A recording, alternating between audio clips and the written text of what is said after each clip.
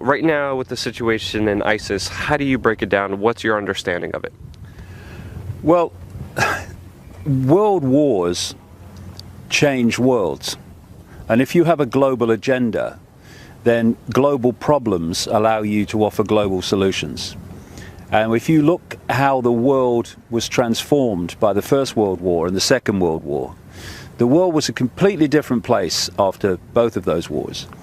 And the idea all along has been to have a Third World War to complete the transformation into a global state with a world government and a world army dictating to the global population.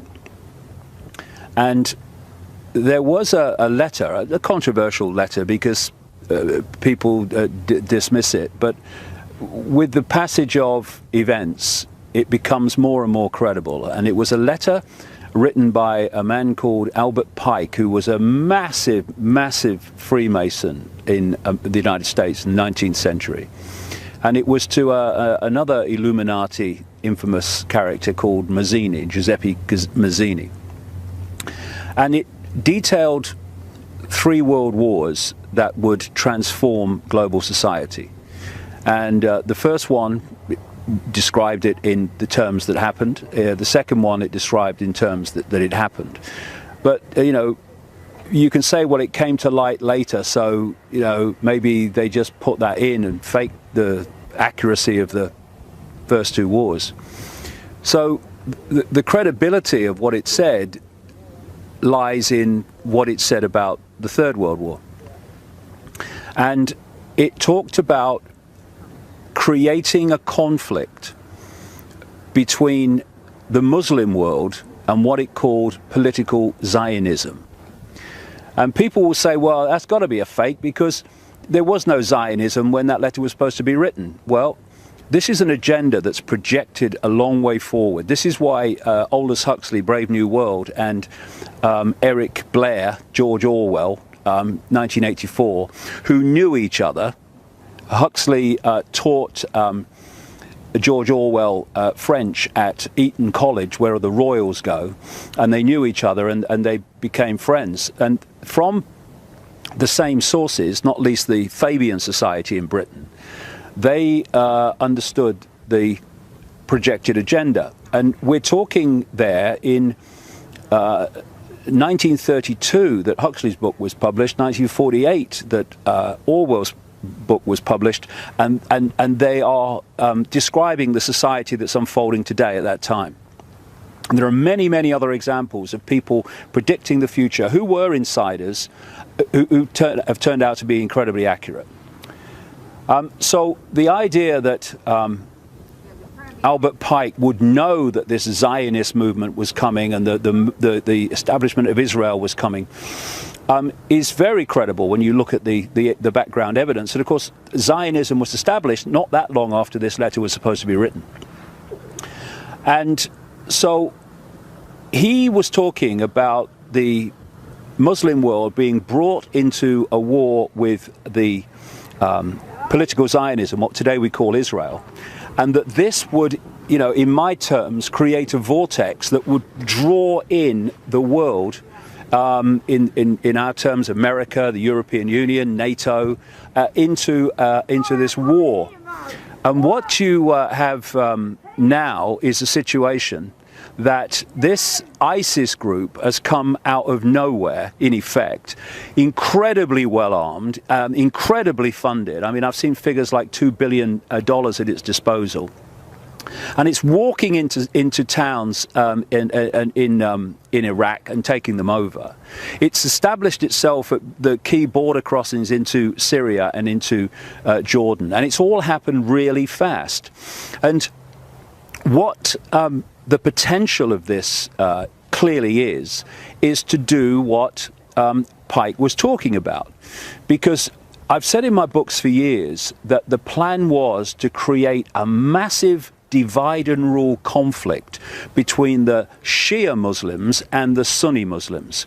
I mean, I know it's hard to believe for anyone frickin' sane, but this argument over, this ancient argument over who should, you know, be the natural successor to the rightful successor to Muhammad and all that stuff, has created this enormous schism. And schisms are there to be manipulated and exploited by these people. So what you have, therefore, is this ISIS that suddenly appeared with its grotesque violence that is representing Sunni Muslims. And then you have the regime currently in Iraq that is representing, in effect, Shia Muslims. And you have, just across the border, the center of the Shia Muslim world, and that's Iran. Iran, 89%, I think it is, of Iranian Muslims are Shia. Now, in the last little while, there's been this, apparently on the face of it, this strange change of direction by America in terms of Iran. They've spent all these years with Israel saying, well, you know, we must take out their nuclear facilities and these sanctions against them, and all they're terrible. And now, if you remember, in the last week or so, they've even been talking about maybe they ought to get into discussions with Iran and come to some agreement on how they deal with this ISIS situation.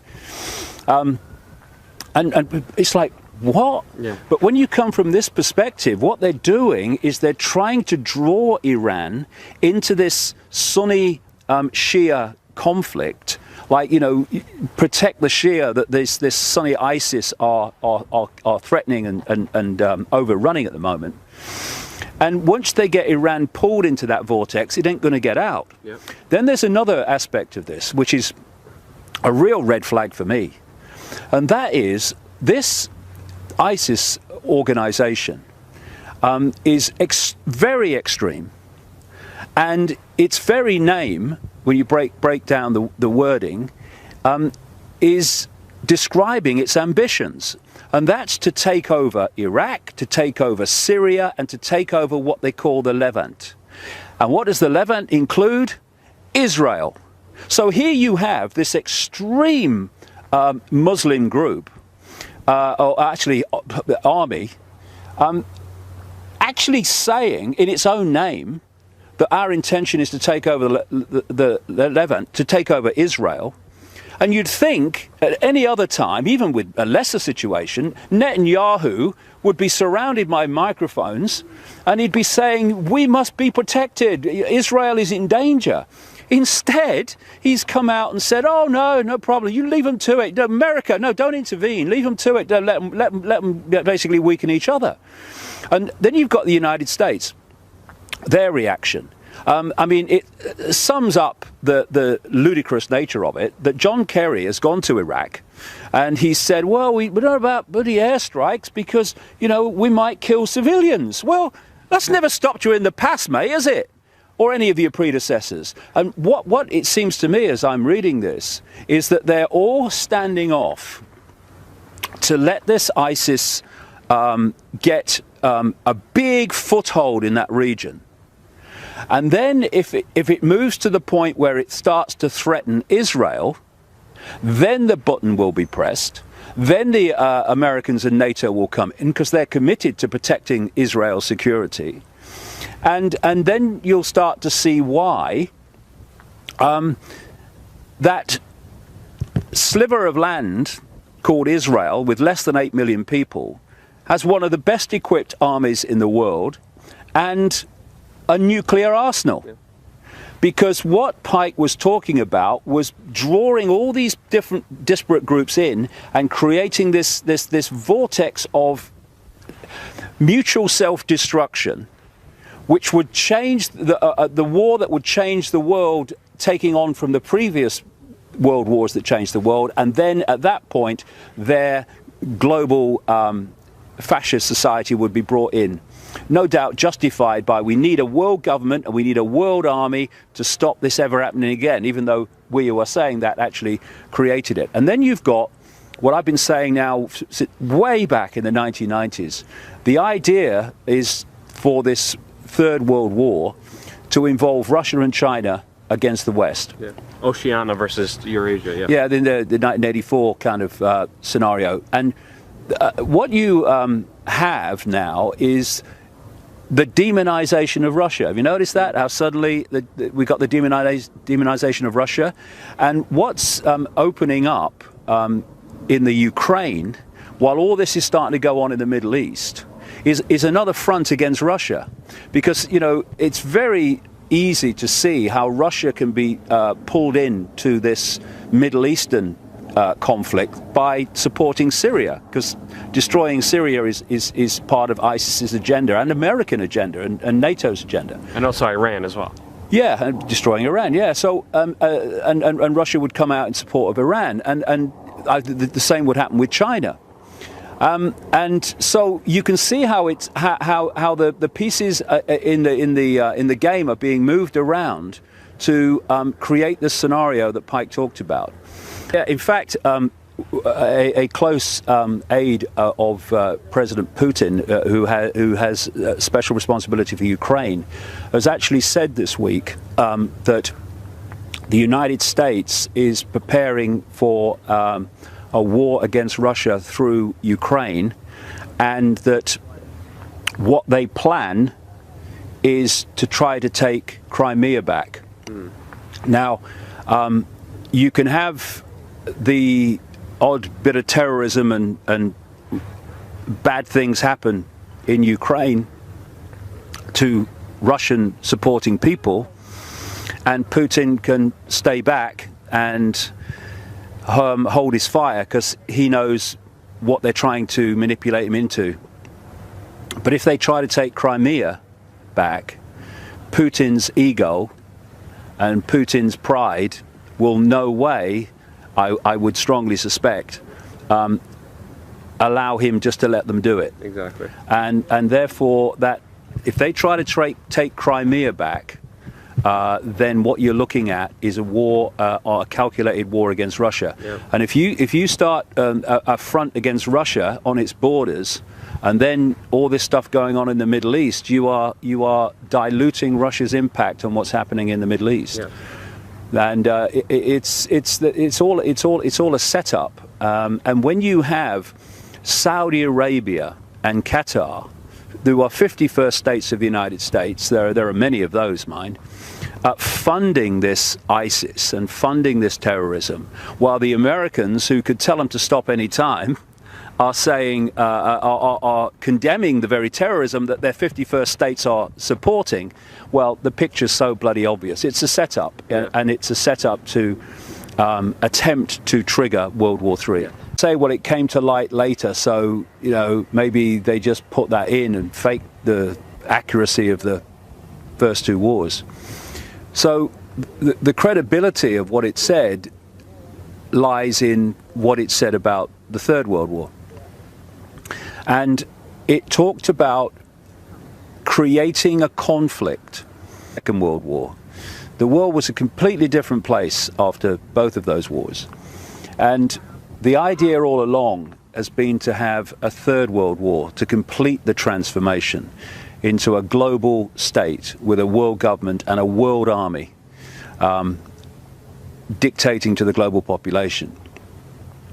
And right now, with the situation in ISIS, how do you break it down? What's your understanding of it? Well, world wars change worlds. And if you have a global agenda, then global problems allow you to offer global solutions. And if you look how the world was transformed by the First World War and the Second, there was a letter, a controversial letter, because people dismiss it, but with the passage of events, it becomes more and more credible. And it was a letter written by a man called Albert Pike, who was a massive, massive Freemason in the United States in the 19th century. And it was to another Illuminati infamous character called Mazzini, Giuseppe Mazzini. And it detailed 3 world wars that would transform global society. And the first one described it in the terms that happened. The second one it described in terms that it happened. But, you know, you can